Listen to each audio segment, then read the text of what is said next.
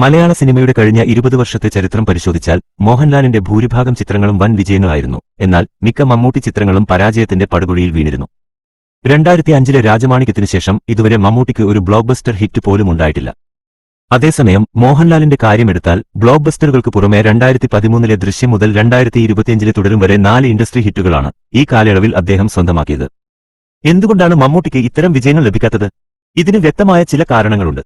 ഒന്നാമത്തെ കാരണം, ആളുകൾക്ക് തിയേറ്ററിൽ പോയി ആസ്വദിക്കാൻ പറ്റിയ മികച്ച മാസ് സിനിമകൾ ഈ കാലയളവിൽ മമ്മൂട്ടിയുടേതായി ഉണ്ടായില്ല.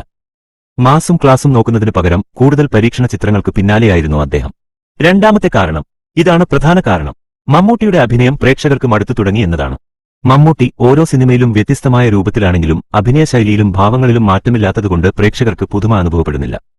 കൂടാതെ പ്രായക്കൂടുതൽ അദ്ദേഹത്തിന്റെ അഭിനയത്തെ കാര്യമായി ബാധിച്ചിട്ടുമുണ്ട്. നിങ്ങളുടെ അഭിപ്രായത്തിൽ മമ്മൂട്ടി ഫ്ലോപ്പ് ആവാൻ കാരണം എന്താണ്? നിങ്ങളുടെ അഭിപ്രായം കമന്റ് ചെയ്യൂ.